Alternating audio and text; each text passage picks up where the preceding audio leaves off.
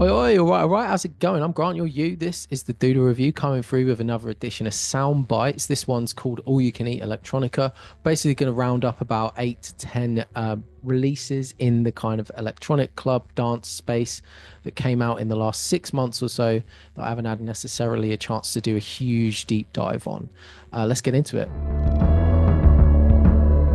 Okay, Floating Points, aka Samuel Shepherd. He's a British electronic techno, deep house, and also sometimes kind of ambient jazz producer. This is his fifth record under the name. And so I generally come to Floating Points, this artist, more from a love of his soundscape and ambient work. My first experience with the artist was Crush from 2019, which was just like an amazing album, beautiful textures, kind of that like IDM sort of vibe.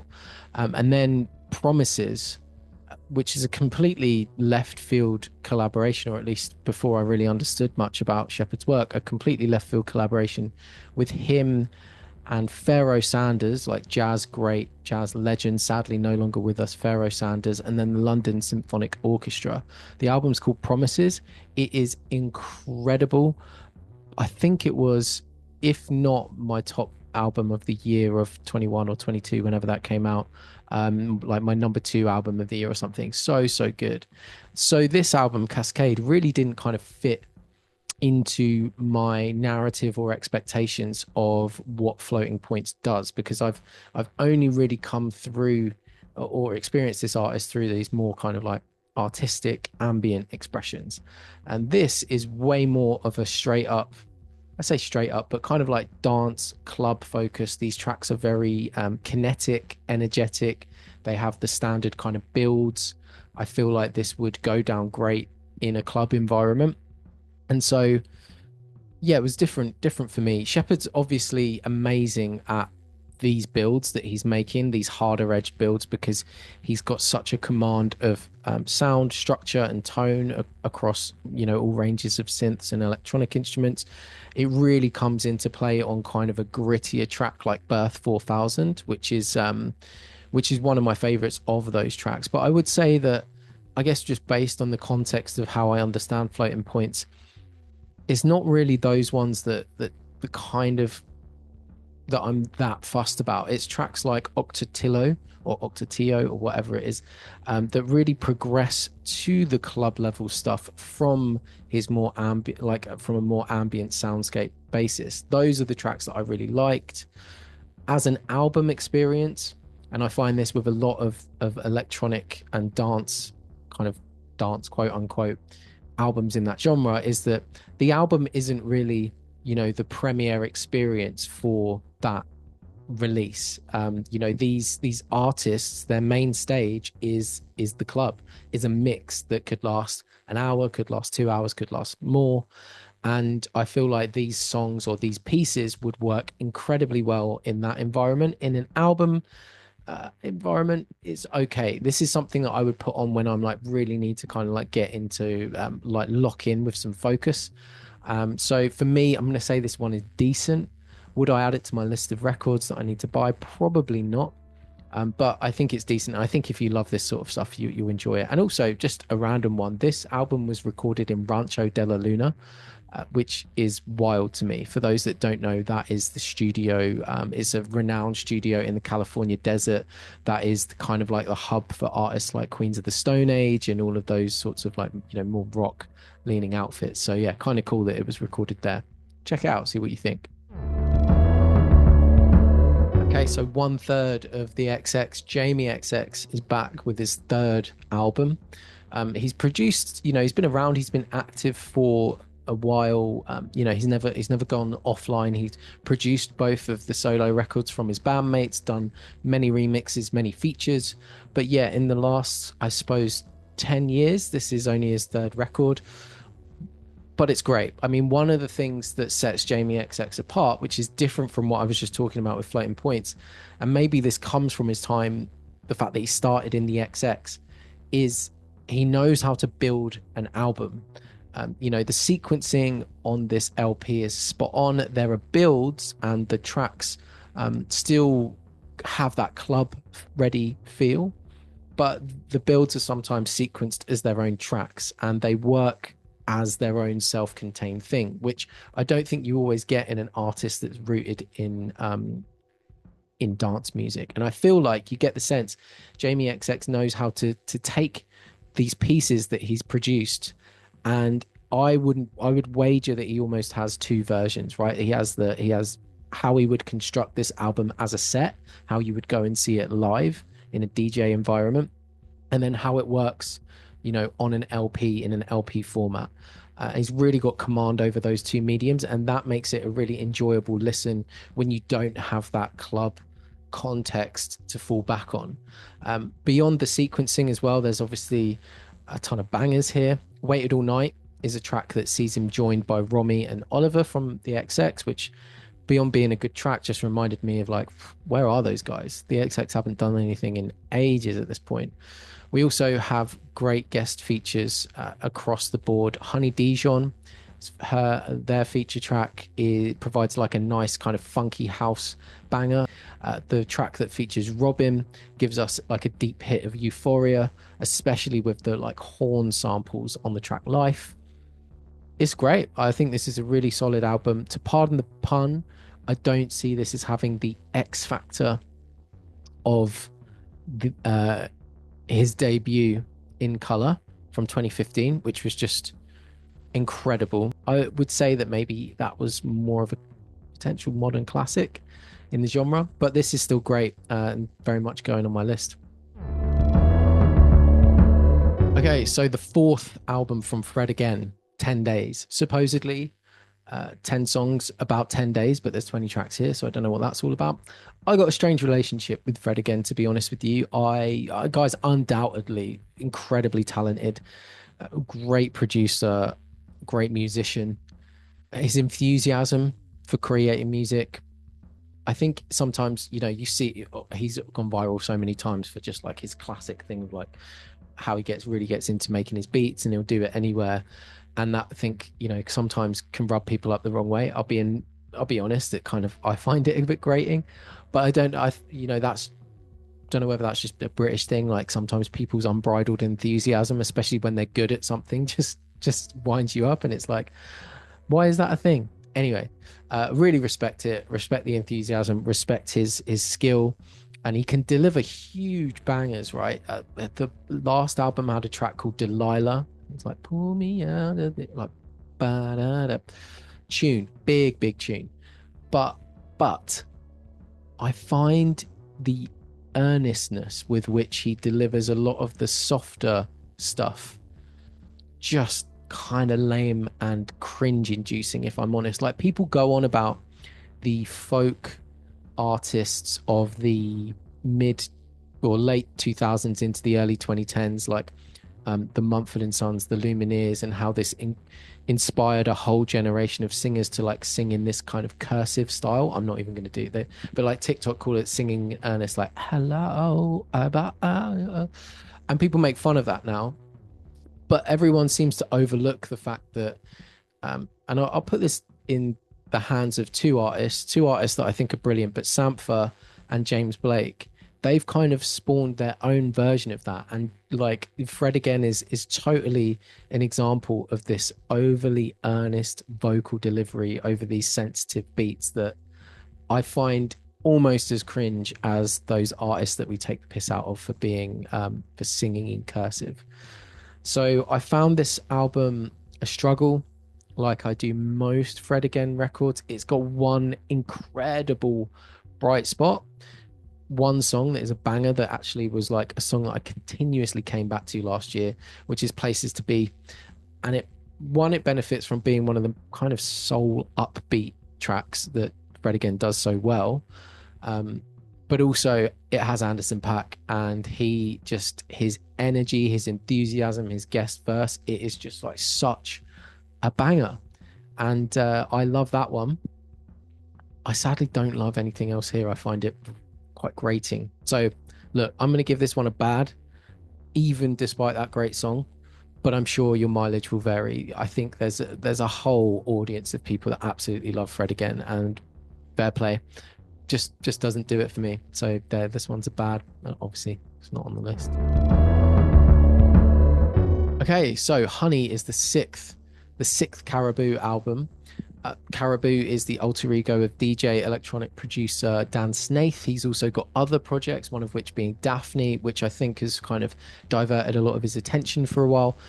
Caribou's an artist that I'm not like a devoted fan of, but I do check out whatever their latest release, his latest releases, and as it comes out.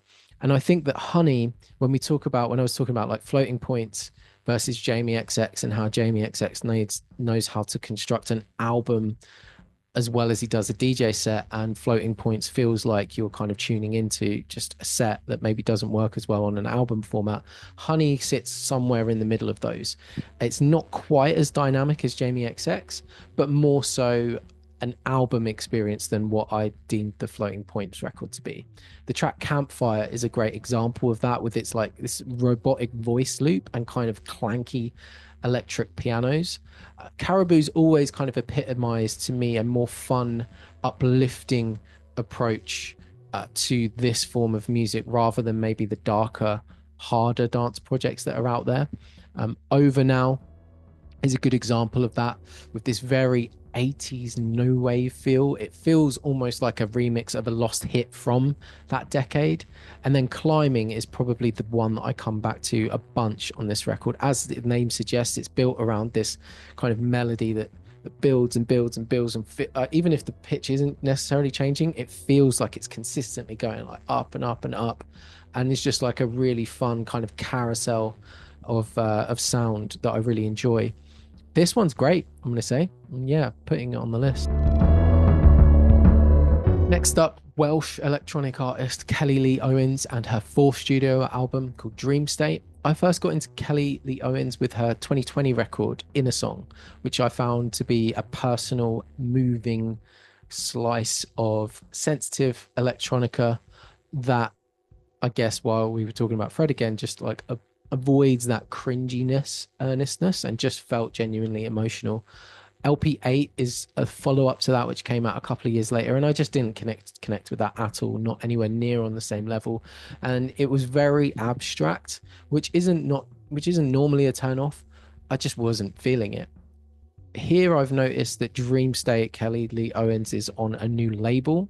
I think it might actually be a sub label of Dirty Hit, which is Matty Healy and George, what's his face, from the 1975's record. They've got a lot of signings out at the moment, and so I don't know whether this kind of change in direction or to something that's more energetic and upbeat as this album is anything to do with that, but it's there nonetheless.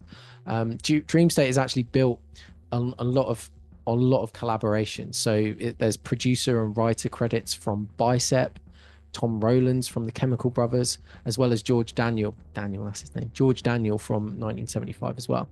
So there's a lot of people contributing here, and maybe that kind of adds to, like I say, this more upbeat version of what Kelly Lee Owens is doing. It's different than the last two albums, and really kind of has more of energy with it, but doesn't lose any of that emotion. Some tracks, just to kind of, I guess, highlight that level of energy to it, the title track has very acid house moments, and then you've got tracks like Higher, which is just completely like euphoric. Sunshine has loads of like these really bright production elements that really double down on the theme of its title, and that's one of my favorite tracks.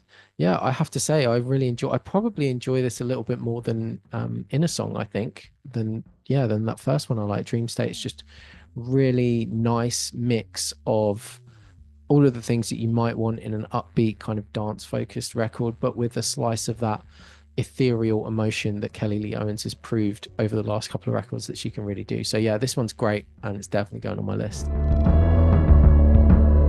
Ski Mask is a German-based electronic musician and DJ.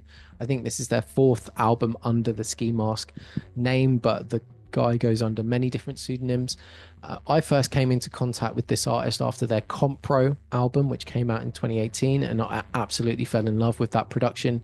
And everything I loved about that is here on this release. I love the fact that it can go from light to dark and from heavy to chilled out with ease, and does so sometimes within a single track. I never, unlike those other artists that I mentioned before, I don't feel like I'm ever missing out because I'm listening to the album. And I think that has a lot to do with some of the more chilled out ambient elements of this just working obviously a lot more in an album format. The track Daytime Gamer is a favorite of mine. Cloud like kind of electric piano that over this scuttling breakbeat. Schneider's Paradox takes things in a darker, harder direction with these arpeggiating bass notes, which get super, super intense. And then you've got a track like BB Care, which has these huge, and talk about balancing the heavy and the light, but it has these huge drum samples against these super chill reverse piano loops and samples, which on paper would sound like a weird combo, but it just pulls it off effortlessly. So yeah, I love this one. I think this is next level. If you're into IDM, which is a term that I hate, which I think is like intelligent dance music or whatever. But yeah, if you're into that more cerebral type of dance and electronica, I really think you'll get a kick out of Ski Mask. This one is next level, as I say. Okay, Sophie, her self-titled posthumous release. Sophie was an avant-garde electronic artist that proved to be highly influential in the later era of the last decade, particularly informing the shape of hyperpop. She was a big contributor to PC Music, that whole label, and great collaborators and friends with the likes of Caroline Polachek, Charlie XCX. Really sad that she passed away in 2021. Just one of those horrible accidents. Yeah, just brutal. And yeah, this is the first posthumous release we've had since her death.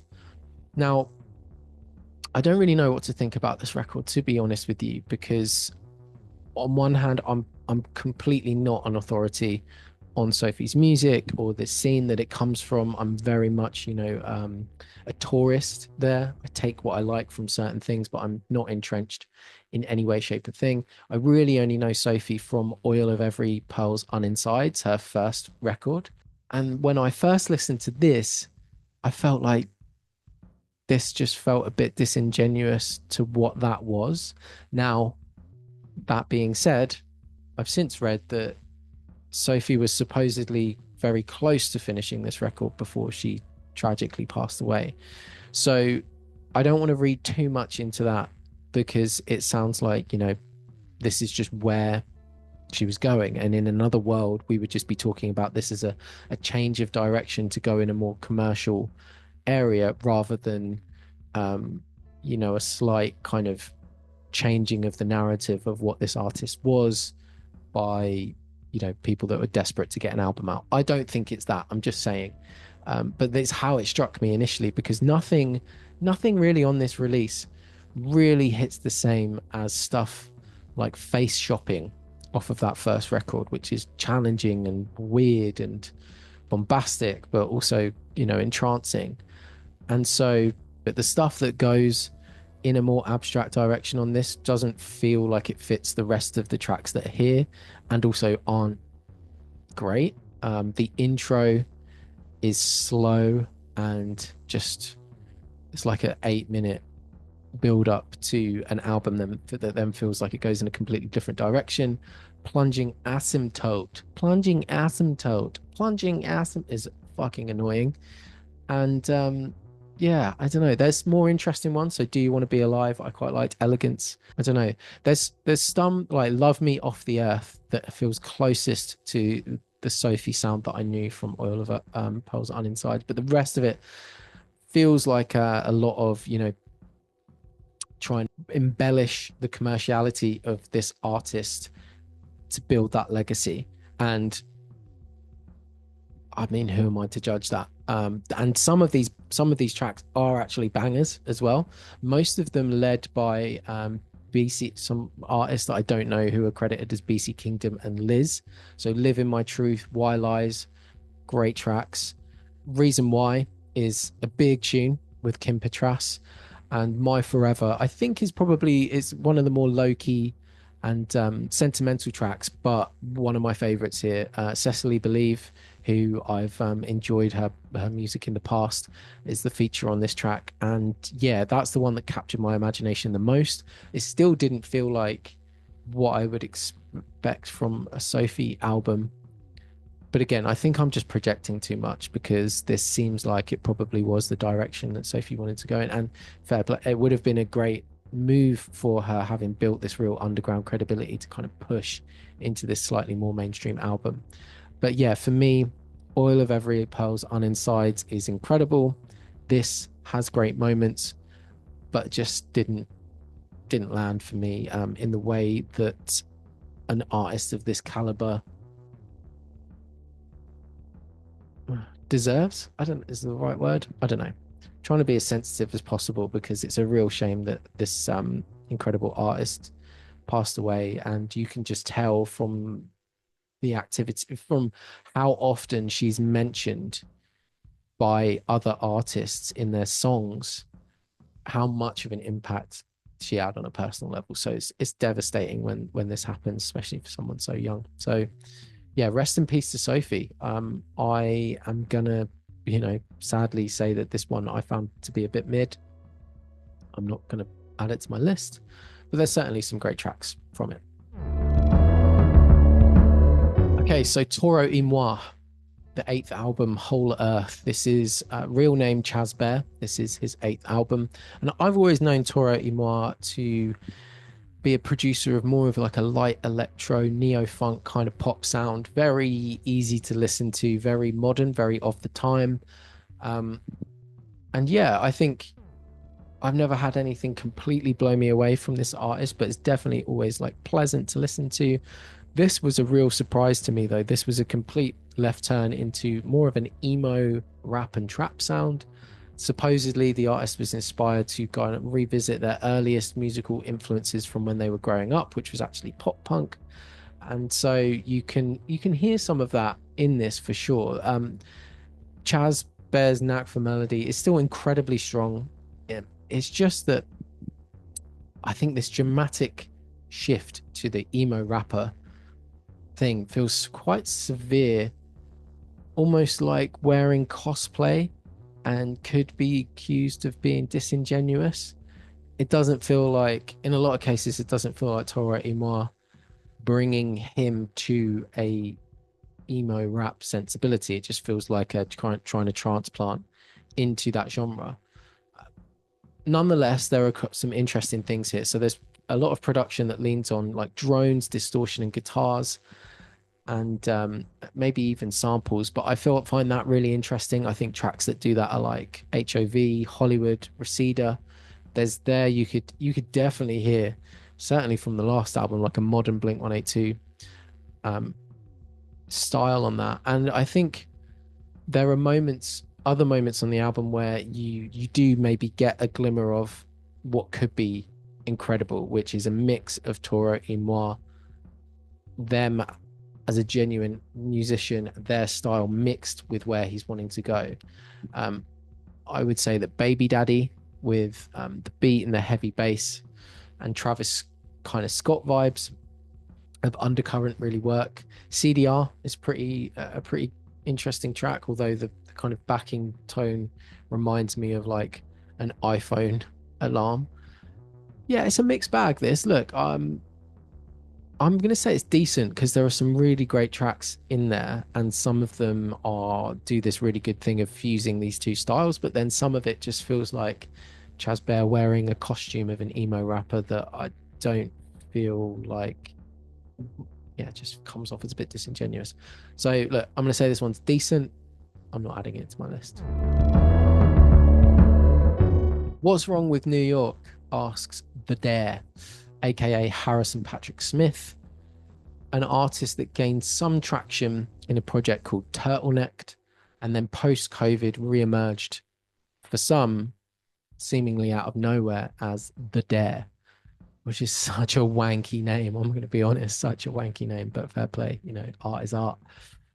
This album poses an interesting question, which is that if something is openly derivative of something else, can it still be good? I mean, the answer, of course, is like you can do what you want and you can like what you want, and there's no rules to any of this stuff. But I find it interesting because this is so shamelessly an LCD sound system slash, you know, mid 2000s indie new rave ripoff. And to a degree, right, Harrison really isn't making any bones about that. In one song, he literally says, sometimes I only sing one note, sometimes I steal what others wrote. So it's pretty out there.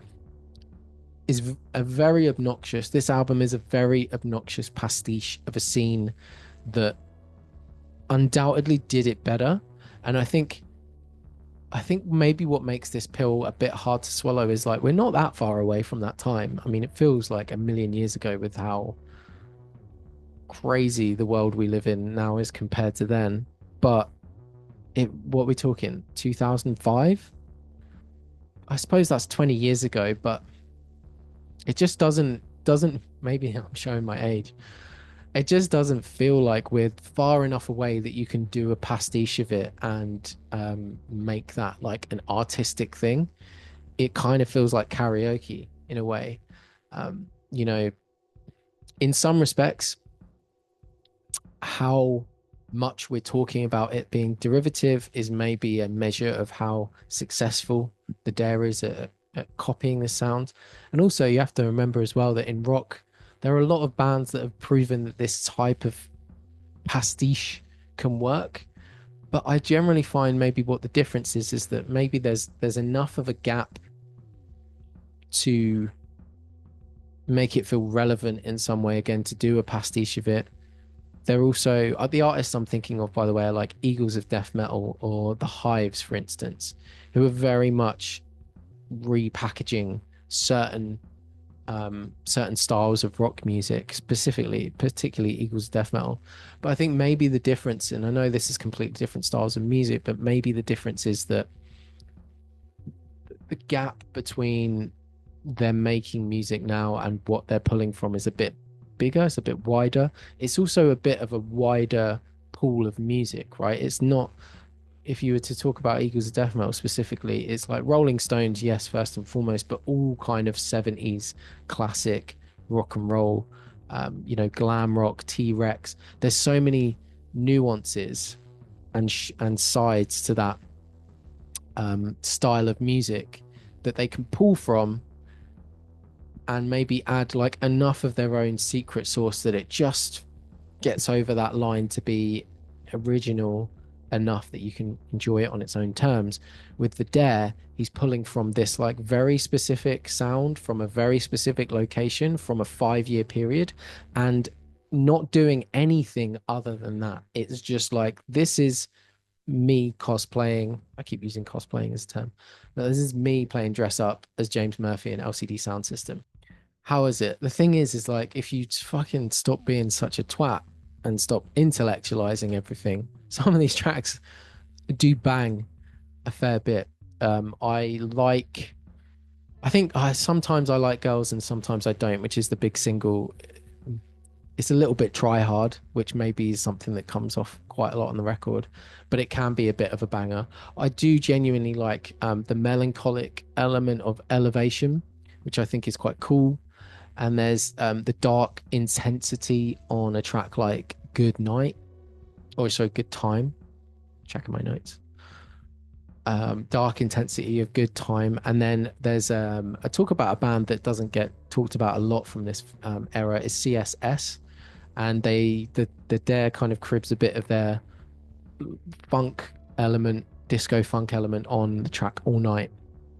So look, you can enjoy this album. It just really will depend on how much the rampant derivativeness will annoy you. And for me, it will very much depend what mood I'm in. So I'm going to say this is decent. Am I going to add it to my list? No, I don't need to do that. I need to build up my collection of CSS, LCD Sound System, the Rapture. I need to just focus on that because that was where it all came from. But this is perfectly enjoyable. Okay, let's round this out. Let's round this thing off talking about Brat, or Charli XCX and Brat, but it's completely different, but also still Brat. The remix album. So remix albums are really interesting to me because they used to be, you know, remixes used to be, in my era when I grew up, such a cop out. It was in the CD single era. I remember it most, and bands would put out releases, and you would be hoping that there'd be a great B side on there, right? And then it would be, two remixes from artists that you'd never heard of, and very rarely would they do anything worthwhile. And I remember being stung so many times as a kid buying what I thought was because I didn't I was young and reckless and I didn't know any better, and I'd buy a CD and then it would be like a remix EP or something and be like, oh, fuck's sake. But over time things have changed. I mean, there's always been people doing it well, right? I got into Nine Inch Nails at some point and they have made an art out of the remix, and they really, there's still some trashy ones, but there's some great remix albums from them, so it can be a great art form. But I find it really interesting in this new era of pop that's kind of reinvigorated the remix, and by breaking the definition of what a remix should or shouldn't be. There was a time where a remix meant slap a house beat behind this otherwise, pop or rock tune. Now, and then there was an era where it's like go completely batshit crazy with it, take only a few elements and just go weird. Now, a remix can be either of those things, but it can also be in the pop scenario. Hey, we want to kind of just like do this track again, but we want to add a new vocal. We want to add a new feature. We want to add a new verse. We want to change the element, like the real out front elements, and almost give you a new track or a new spin on it. And I find that in some cases really cool. It gives you the track that you love, but just from a completely new spin. And as ever with remixes, it's kind of trial and error, it's hit or miss. On this album, I think one thing they do quite well is that a lot of the tunes here do feel like, in keeping with the spirit of Brat, feel like they were come up with kind of in a session within a few hours. And that adds a very loose feeling to some of these tracks, which I think is, again, can be a hit or can be a miss.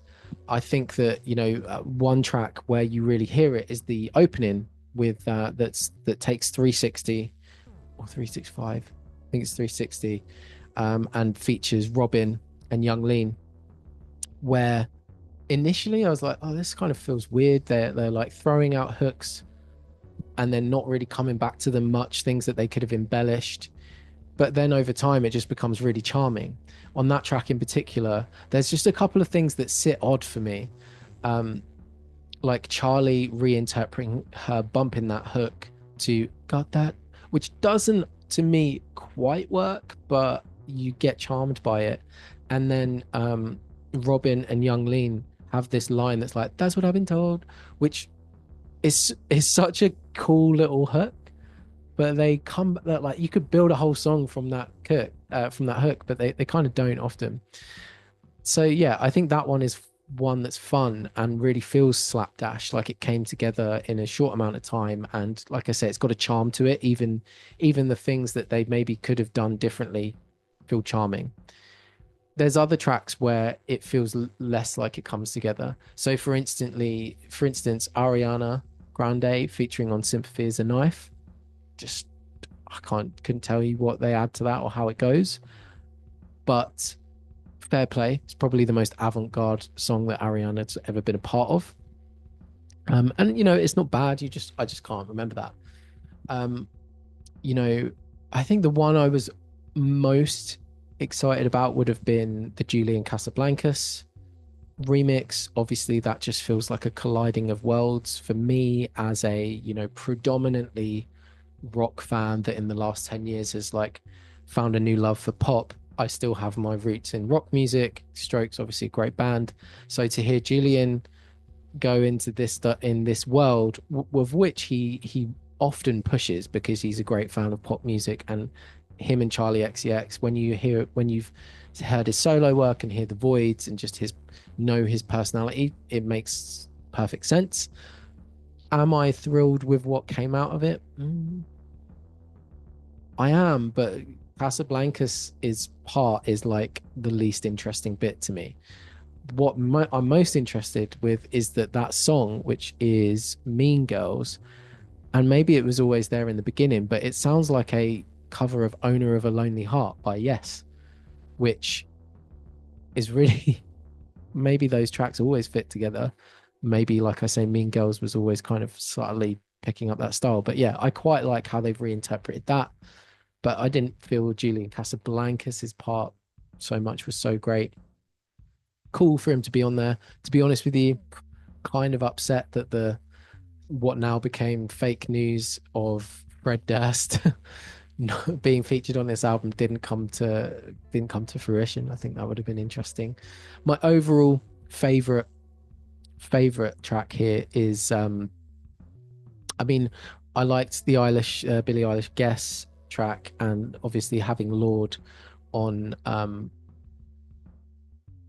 blanking on the name of the track, but the track where Charlie was kind of subtly hinting towards her relationship with Lord, and then to drop a remix with Lord on it as like a response that also kind of brings them together as two people and like cements that friendship was a stroke of genius. And again, that's something where the spontaneous